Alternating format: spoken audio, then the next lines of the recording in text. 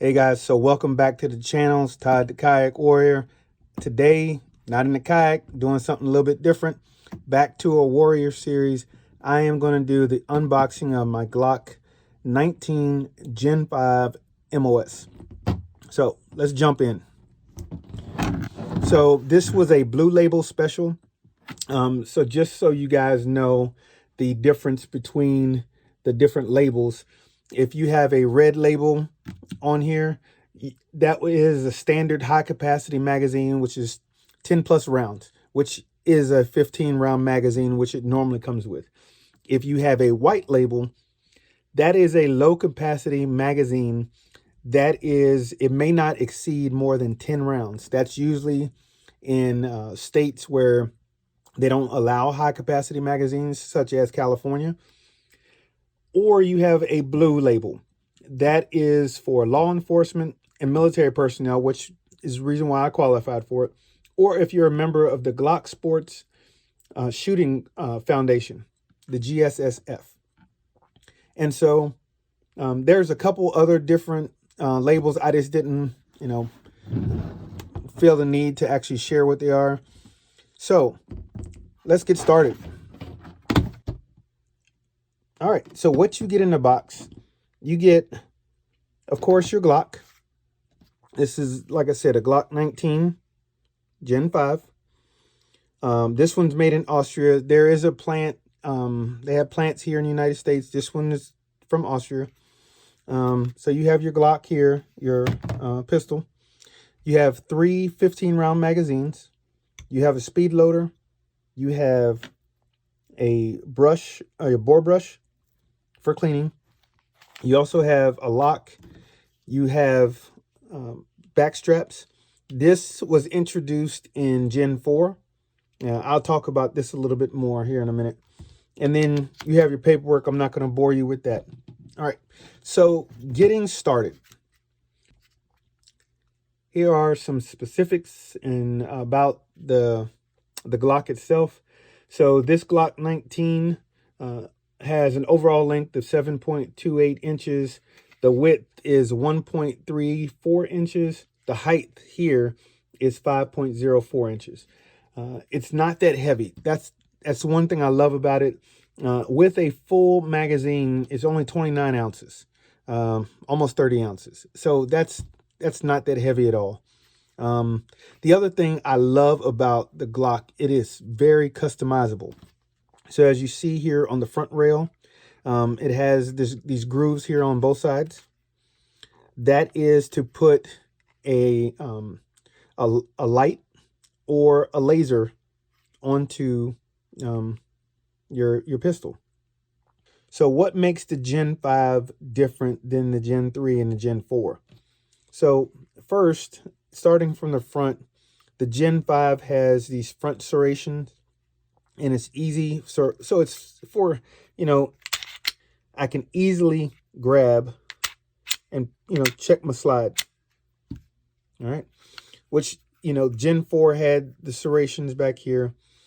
Something else, there's no trigger grooves. So in Gen 3, they didn't have the trigger grooves or the finger grooves either.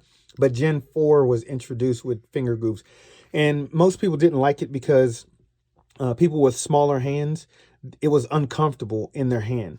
But they took that away, so now it doesn't matter what size your hand is, and it fits, pretty nicely. I have a pretty big hand, and as you see, I hang off just slightly, but once I put the magazine in, it's right on there.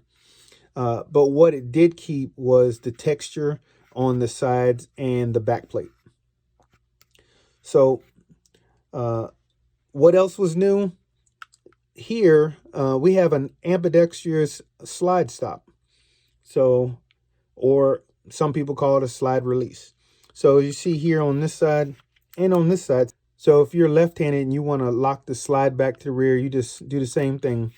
You just lock it, and you can release it from this side as well. All right. Okay. The other thing that's a little bit different that you can tell that's a Gen 5, the follower inside the magazines are now orange. So that makes it easily identifiable as a Gen 5. As far as magazines, like I said, these are 15-round magazines. The other thing I love about the Glock 19 is that I can exchange or interchange magazines with other pistols. So if there's a Glock 17, Glock 26, I can switch back and forth with these magazines into here. I can interchange also with my AR9, which I'm going to put a link in the description up there. But I can take my 33 round magazine, which is pretty cool, and it fits inside my AR9. So if, I'm out and, I have my bag in my car, in my truck, I can always use these same magazines for here. So they interchange very well.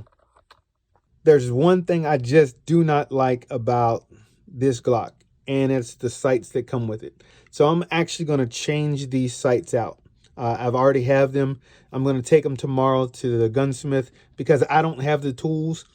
I know how to change it. I just don't feel like purchasing the tools because I don't have that many weapons. So no need. As far as taking down the weapon, if I wanted to break it down, once again, that's why I love the Glock. It's actually really easy to break down.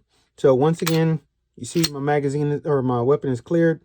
All you do, squeeze the trigger, and you just take your hands.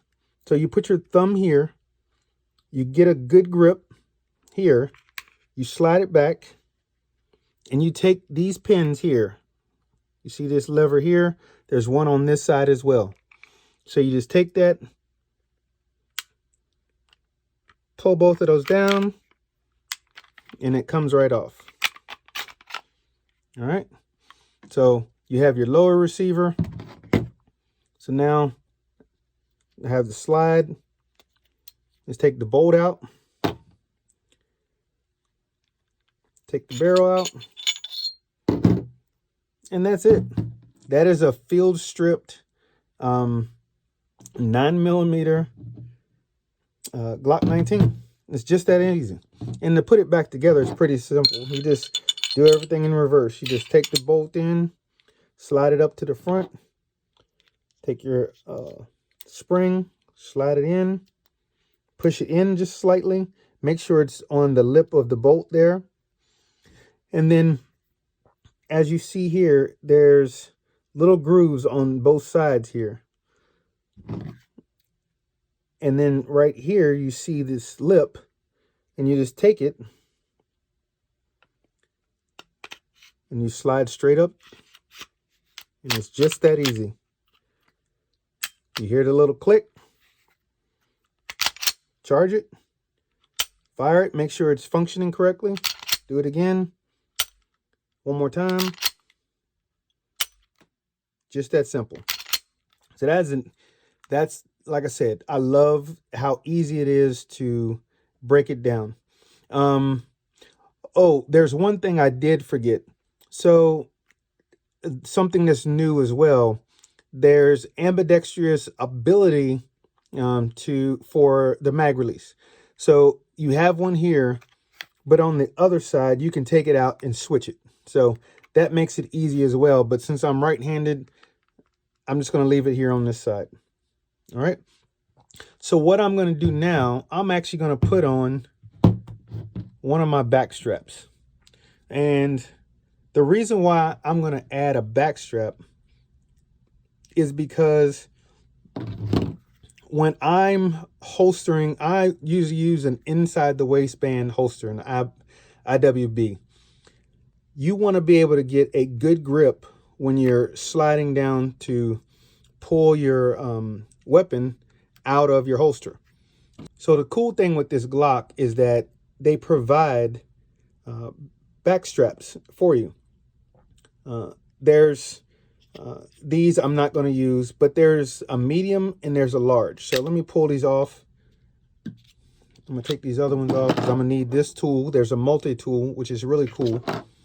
But as you see, this one has the M on the inside. So you know that that's the medium one.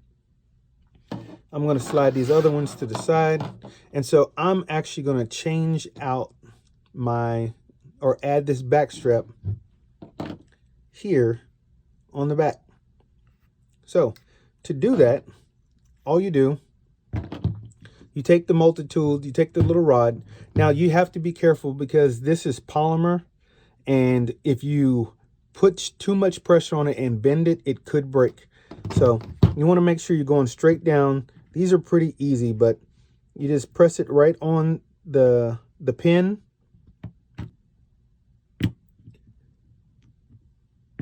And push it straight down and straight out. So I have one pin that's out. I'm going to push that to the side because you don't want to mix the pins up, because the other pin is a little bit longer. As you can tell there, it's a little bit longer because it has to go through the weapon and the back strap. All right, so now that I have that out, what I want to do, I'm going to pop this on. You want to make sure it's lined up. So what you want to do to make it a little bit easier, you grab here the trigger guard and your other finger here, and you just pull it back a little bit because it'll help line it up. And you can just push it straight down. And once you get close to being all the way in, you just take the magazine on the end and just push it down the rest of the way. Once you hear that little click, you know it's in there. So now I'll look on the other side. I want to push it in a little bit more. So now it's flush on both sides. And that's it. So now you see how it has more of this dovetail here, has a little bit more of a way where you can grip the weapon, the pistol itself.